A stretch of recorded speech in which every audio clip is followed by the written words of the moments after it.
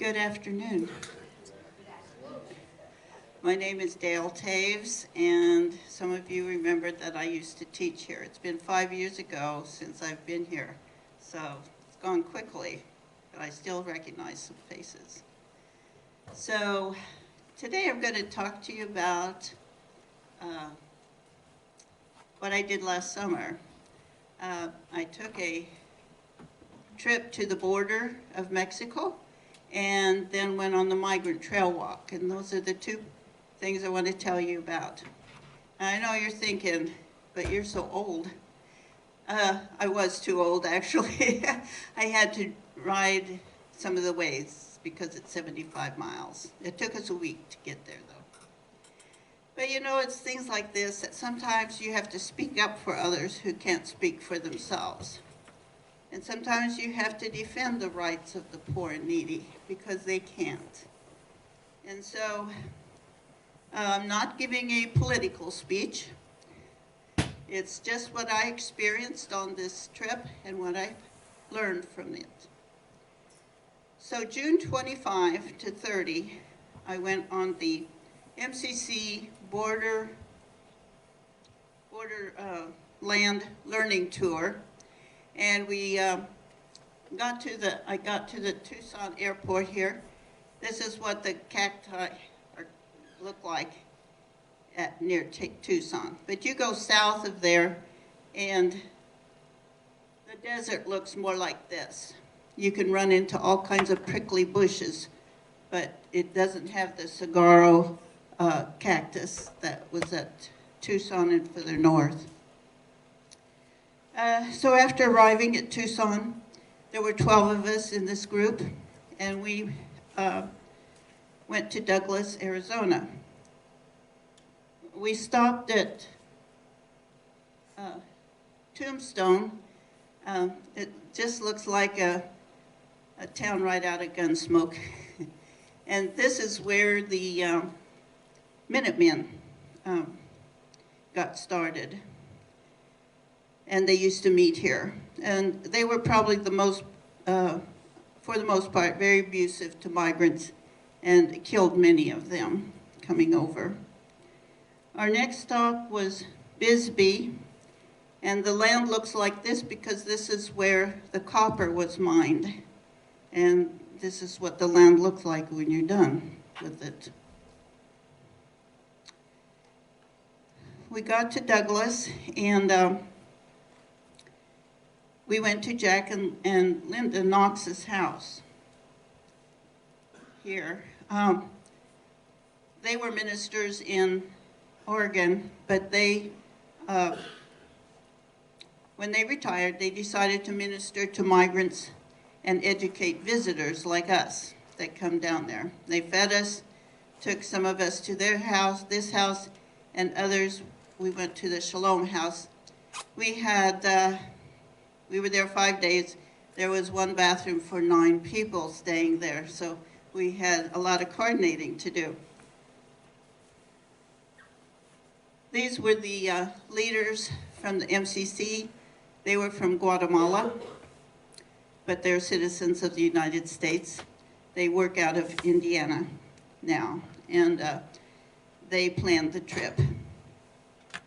They are Jorge and Solo, and Jorge's son, Josue, came along, and he had a lot of fun, too. It was fun to be with him. Here are the 4 people, Jorge and Jack and Solo and Linda. And they were just wonderful to help us on our trip whenever we needed something. And this was the whole MCC group that went on this trip.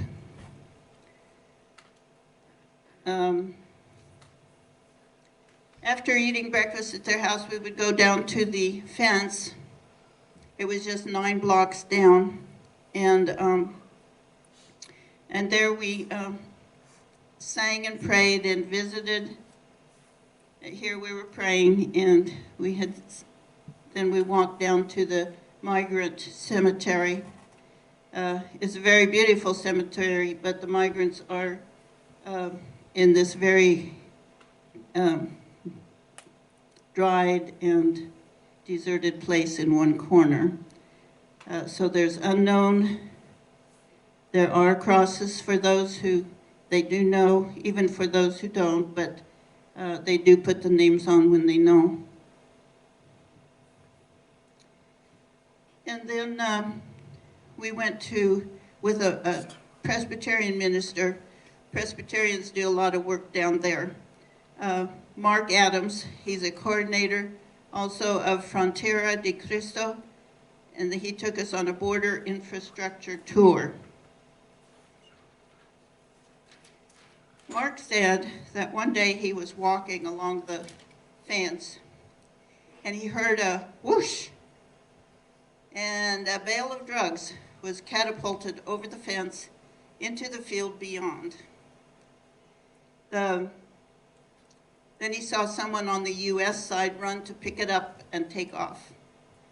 Lots of drugs cross the border. It's a big demand in the United States. We drove along the fence on the U.S. side. There are gates in the walls that are opened when it rains hard, so there isn't flooding. The first wall that went up had been a solid wall. And several years ago, I was at Nogales, Mexico, and there the town's absolutely flooded with that wall. They took them down and put the slated fences up so there could be drainage. Here there's a double wall, and there's barbed wire strung between the two fences.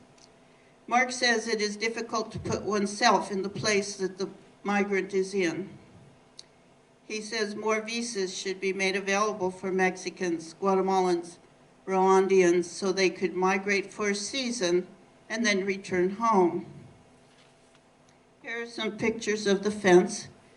The yellow fence is on the south side, and the tall fence is on the U.S., further into the U.S.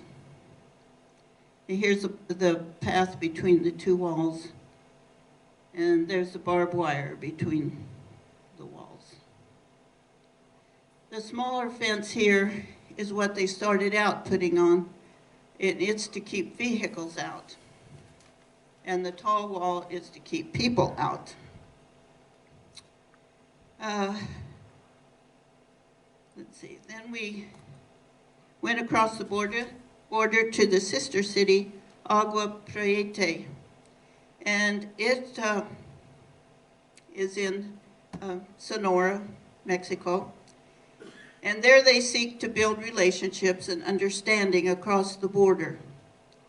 They hope to be able to help people of different nations and languages, genders and cultures, faith traditions and economic situations, legal statuses and generations, so they can see each other as brothers and sisters working for a more loving, peace-filled, and just world.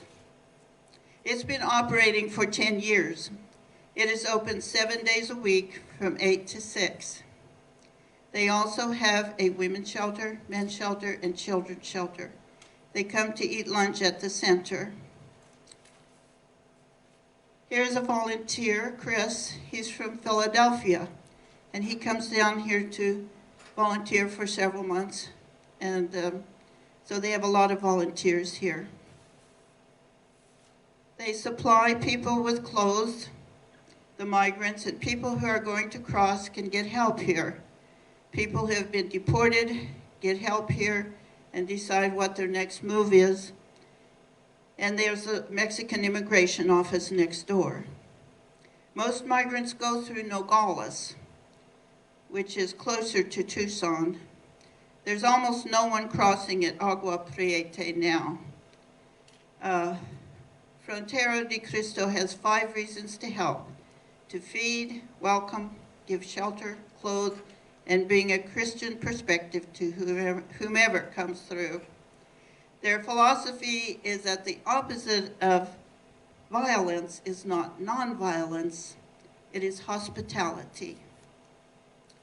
While we were there, we went downtown then and ate the most delicious hot dogs I've ever had.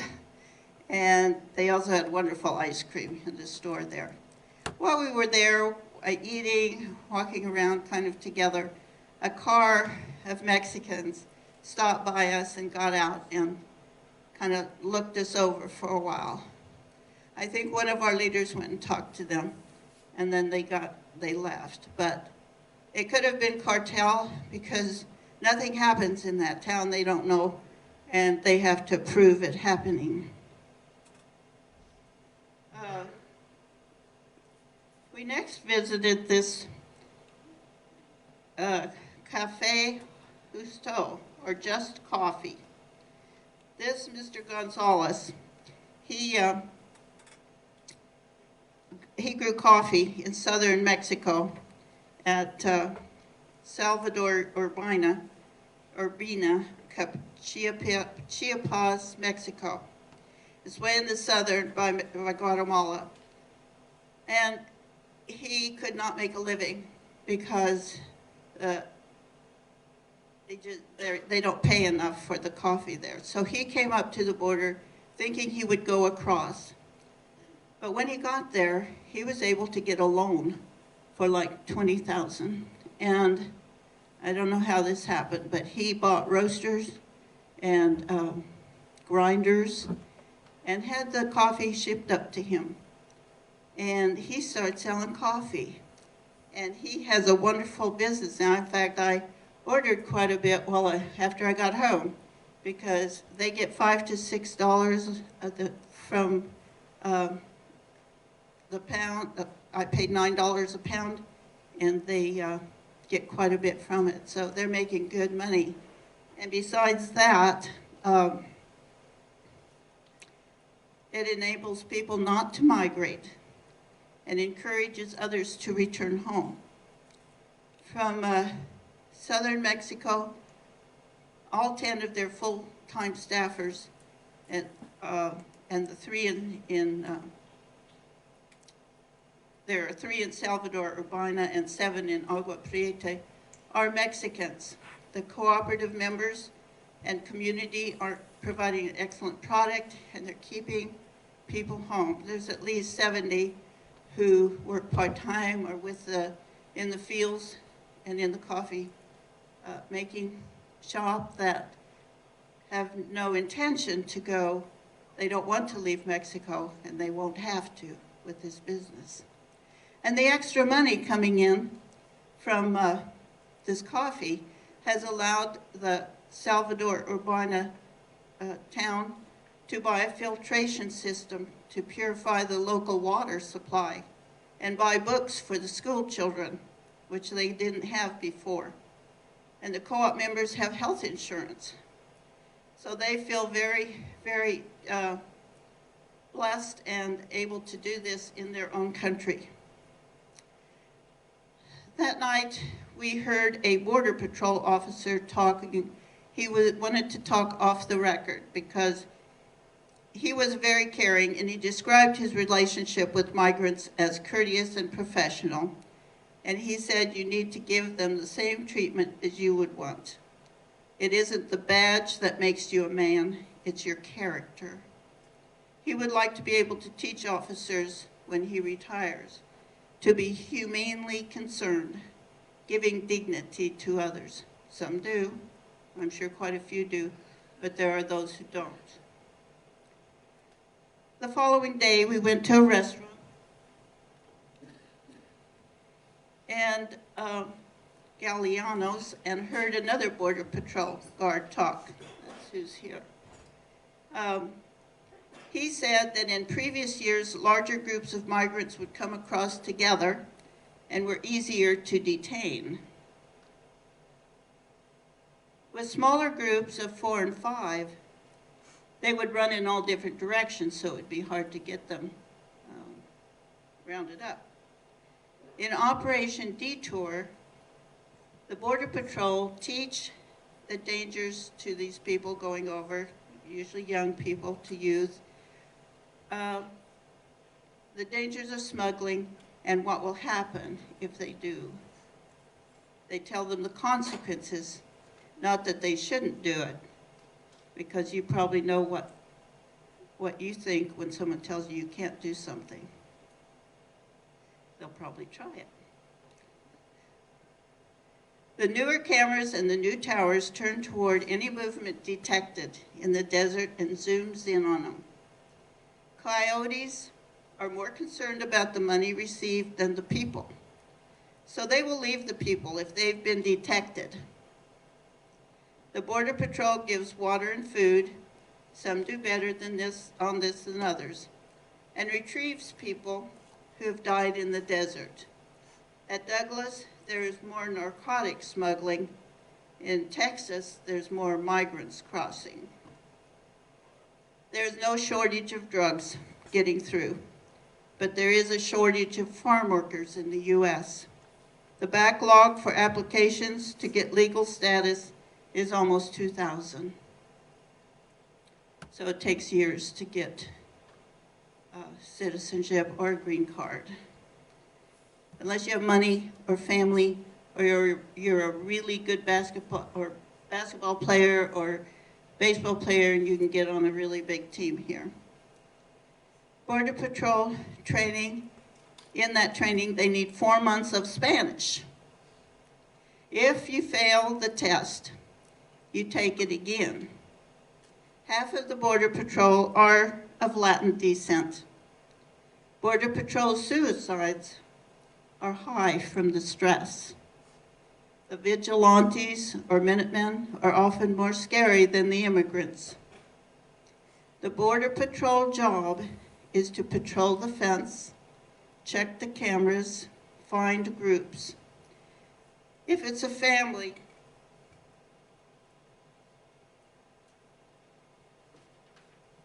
they usually stay together and they are all picked up. If they are friends, they will run in different directions and it's hard to pick them up. But then they're taken to the station. The Border Patrol would rather use a baton than the gun, but he said, we will do what we have to go home at the end of the day. Migrants pay coyotes $1,000 to $3,000 to get across. Coyotes are people who bring them across.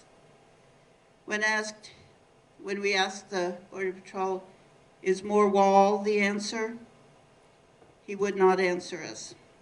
The Border Patrol and immigrants are often watching each other from both sides of the fence.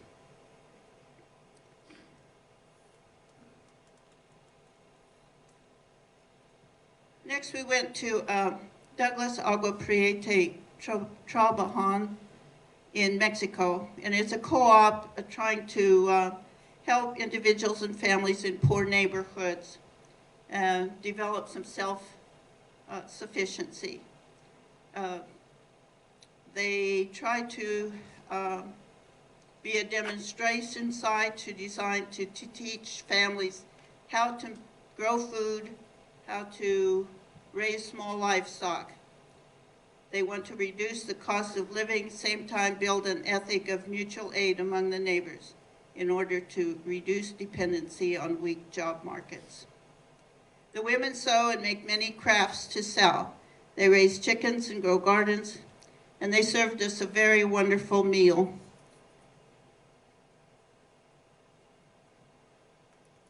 This is an example of one of the things that they make there and sell. And they sell jewelry and purses and a lot of other things. And in return, we cleared an area. I've never worked on such hard, dry earth. Got a blister right off on my hand because we were trying to clear that land. We got a little bit of it cleared, but they will grow food on there, which is amazing to me. And after that, we went back to Mexico and ate. We were in Mexico. We went back and rested. We were all so tired. And then we went back to Mexico and ate at a men's shelter for migrants. And this was one of the, I bought this picture there that there was a migrant who was selling these to make some money.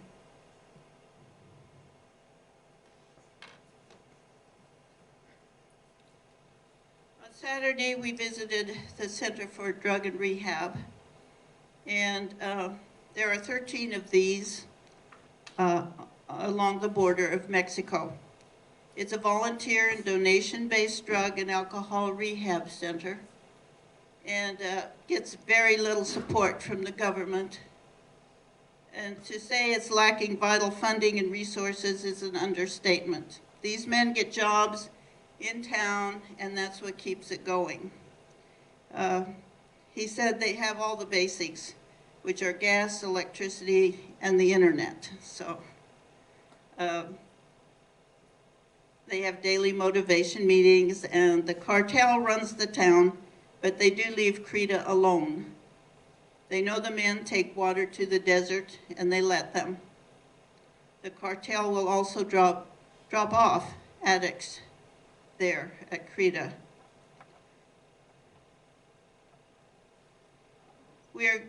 You're greeted at the gate by security, said Hector, one of the clients who self-checked himself into the center.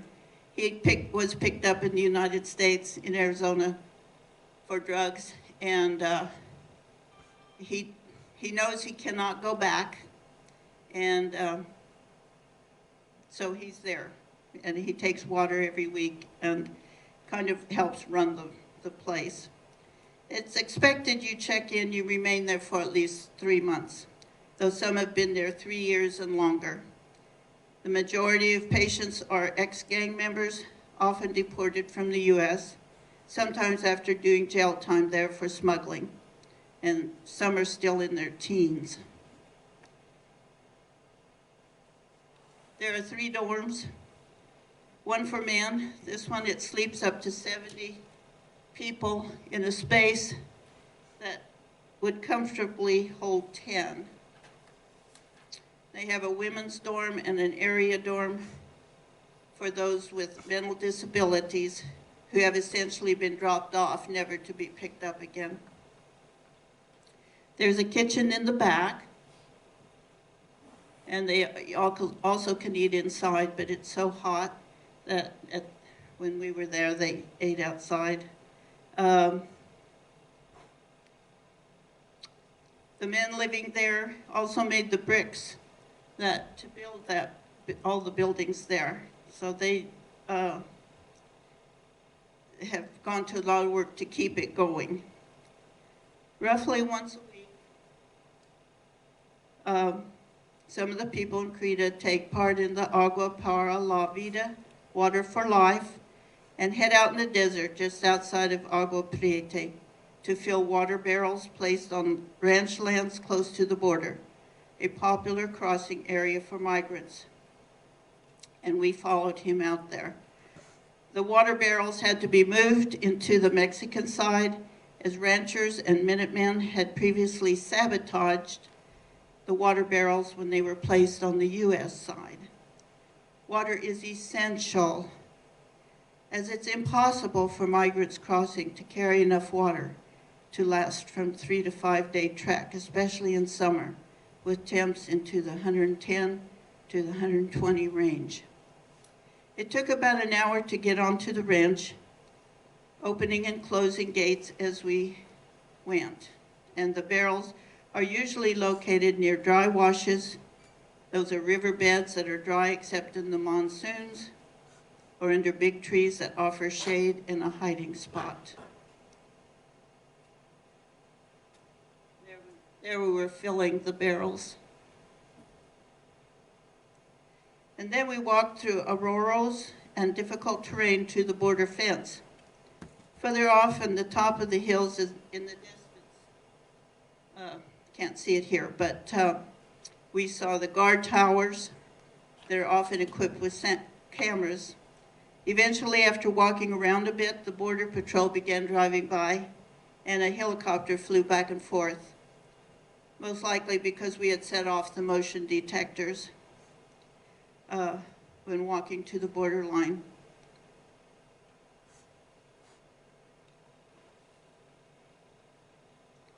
Hector was on top of that fence, and a minute flat. I mean, he just scurried up there. Uh, so I'm sure that's why they were wanting to know what was going on. But he had no intention of going over. But you can build a wall as high as you want to. It'll get climbed and gone over.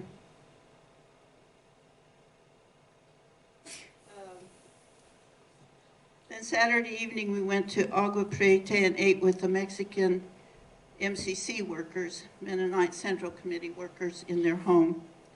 They had come from Colombia, which is also a very violent and full of injustice place to live. But they chose to come here in another violent place filled with injustice. They said they chose to bring a life-affirming presence to the lives of people on the move, to people who are often unknown and unvalued. Here is what some of the fences look like on the Mexican side. They're very beautiful. They've painted them, and so we saw many beautiful fences. So we went to Shalom Mennonite Church that morning, and then we stayed overnight, and Monday morning we started out on the second part of our trip, which was the Migrant Trail. We went to this orientation at the Presbyterian Church. We got into our teams. There's a lot of work going on this walk besides walking. There's a food team, and they help to get all the food set up.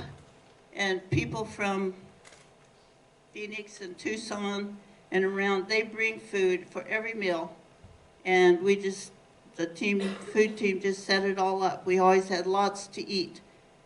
I was not as hungry as I was thirsty, but lots of them could eat a lot. There's a safety team who make sure you're walking together.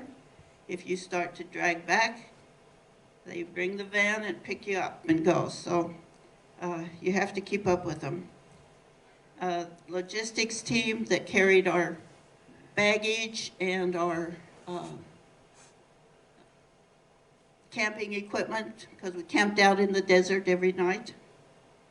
And a health team who took care of all of our blisters on our feet. And anytime we got overheated or something, they could help us. So, and then I was on the environmental team. We took care of the temporary toilets.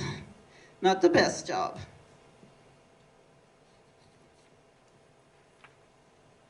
The Migrant Trail Walk is done yearly, starting on Memorial Day. So I was on the 13th year of it. And this is their vision. The precarious reality of our borderlands calls us to walk. We are a spiritually diverse, multicultural group who walk together on a journey of peace to remember people, friends, and family who have died, others who have crossed, and people who continue to come. We bear witness to the tragedy of death and inhumanity in our midst. Lastly, we walk as a community in defiance of the borders that attempt to divide us, committed to working together for the human dignity of all peoples. And how did we get to this place with people dying in the desert? First, NAFTA caused crops in Mexico to not be worth enough for people to live on. Second, the militarized border has made it ever more difficult for migrants to make it through the desert. And third, racism. For me, this walk was my way of bearing witness to what is happening and doing something physical in support of migrants, letting everyone know that it is not right.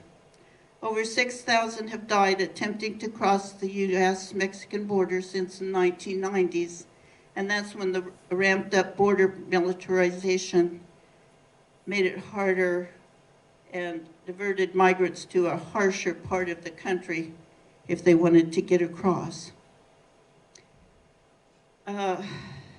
Last year there were 240 migrant deaths in that was in fiscal year 2015, and that was a decrease from 2014.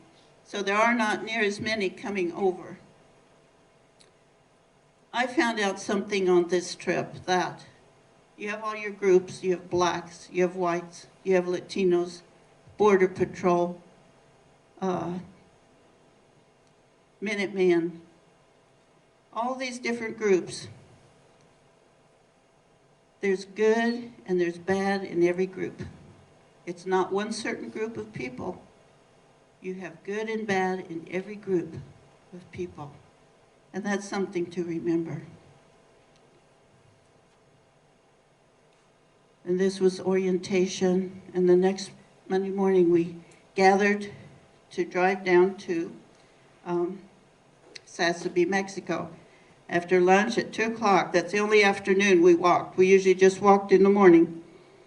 So we started walking, and just over the border, there was a white man ranting at the side of the road, holding a video camera and a gun. And he was yelling at us, "United States does not want you here, you Democrats here. And you should get out." "Oh, sure," he said, because we were told keep walking, and we did. "Just keep walking, get away from here." So we did. And that's the only incident we really had on the trip. We walked almost 6 miles that day and set up camp, putting up toilets. My job was to help dig the holes in the back, put up the toilets, put in a can with a seat, put in sawdust so that after you go to the bathroom, you put sawdust in, toilet paper, and hand sanitizer. So it was a lot of work every time we stopped. But so the next day I took turns riding and walking. Drank and drank and drank water and Gatorade. You needed sometimes more than just water. You needed some, and salt even, to help you keep going, not feeling bad. I walked about 36 of the 75 miles. We each carried a cross with the name of someone who died in the desert. This says, Spanish students, what's it say? Desconocido. What's it mean? Unknown male. So that was the one that I walked. And ever so often, we would, as we were walking, we'd start out and everybody'd call out the name they were carrying. And then after each name, we would say, presente, we're present with you, is what that meant. So here's some pictures along the walk. We stopped at campgrounds about noon each day and stayed there till morning. We'd meet as teams, in our teams, and that's us walking. And we'd put our crosses up sometime when we'd stop. These are the toilets I helped put up. These were the shades we sat under and could get some. If you had a little air blowing, it didn't feel that bad if you got under the shade. But it was 110 outside of the shade. And so we would sit and talk and discuss the day together. And then I'm there in the middle with my tarp. I put down a tarp, and then my air mattress, and then my fleece sleeping bag, and that's all you needed for the night. Someone asked, or I asked them before I went, aren't there tarantulas and snakes? And they told me you'll be too tired to know. And that was exactly right. If there was, we never saw them. When they came and brought water to fill our big jugs, we finally asked them, could you just wash us, just spray us back and front, because we didn't have a shower from Sunday then till Thursday. And it felt so good to get the water sprayed on you and get all soaking wet. And that's me with all my stuff. And here are some remains from when we're getting closer to the highway, and maybe someone picks up a migrant and they drop their things and go, or they just start walking without their things anymore, and a backpack. So Thursday night we stayed at this church where we could get cleaned up, and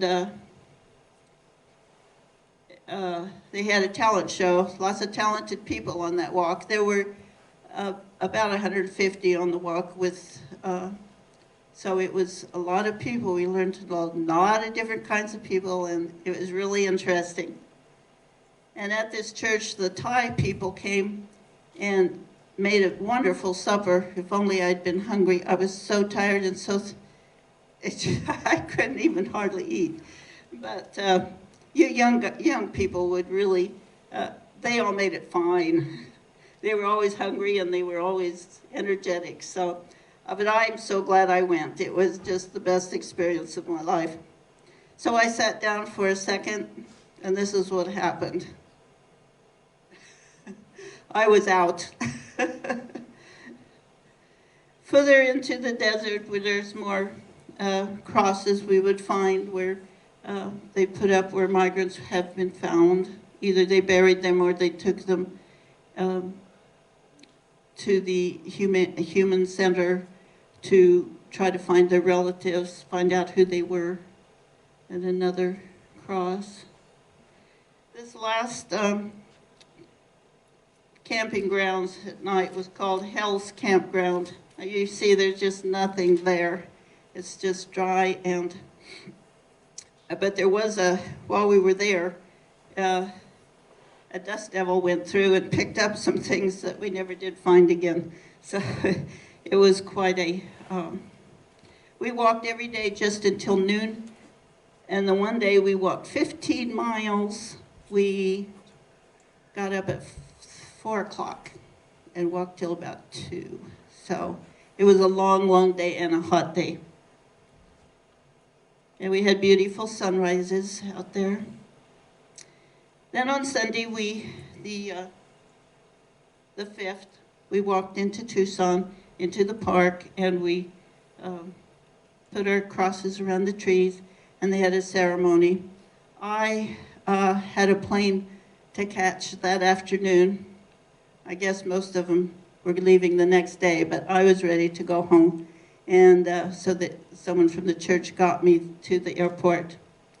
And probably the worst part of the trip was my feet, because I had blisters and I had a sprained ankle, but they healed quickly.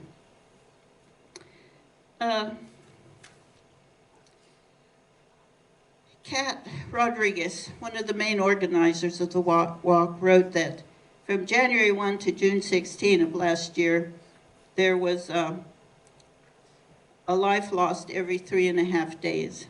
From June the 1st to June 17th, one person a day was found.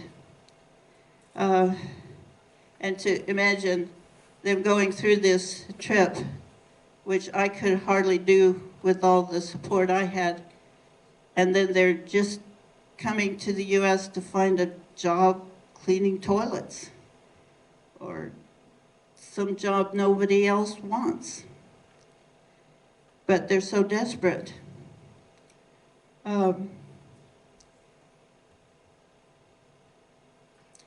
21 people in September through October, their remains were found in the deserts of southern Arizona.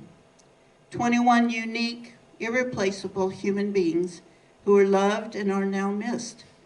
Most of them are still unidentified, and the Colobri Human Rights Center is working with the medical examiner's office and families of the missing to get them identified and returned to the family so they can be properly mourned.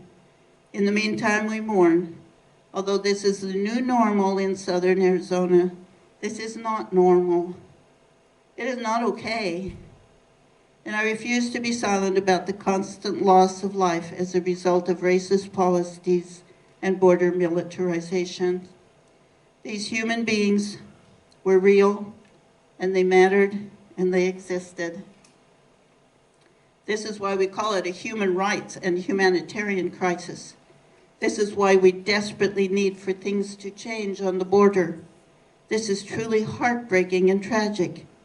I pray that everyone out there finds water, compassion, or aid, now and always, on this border and all of the others that have been erected in the world. Well, that's the conclusion to my talk. This particular map showed the places in September, October, that the remains were found in those places. Are there any questions or comments?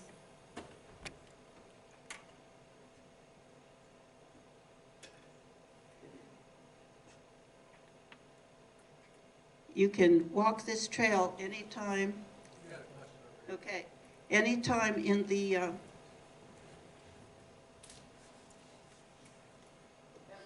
Day week. So overall, how many organizations do you think there are just benefiting those who cross or those who need help in any sort of way? Like how many organizations in total would you say there are? I can't tell you total, but there's many, many groups. Out of Phoenix, there's No More Deaths, there's Border Links, there's all the groups that brought us food.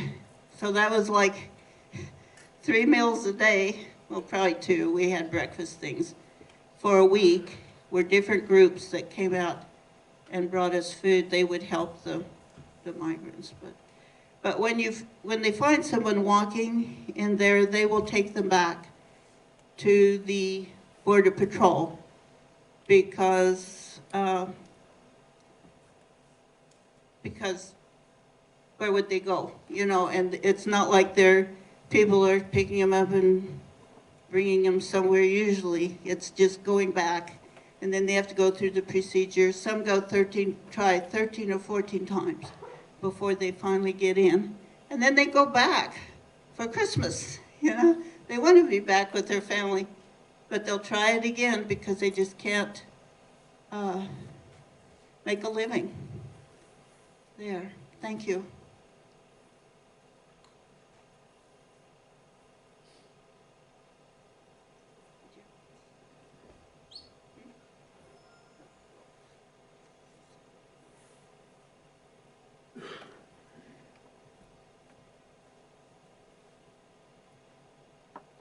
Well, I thank you all very much.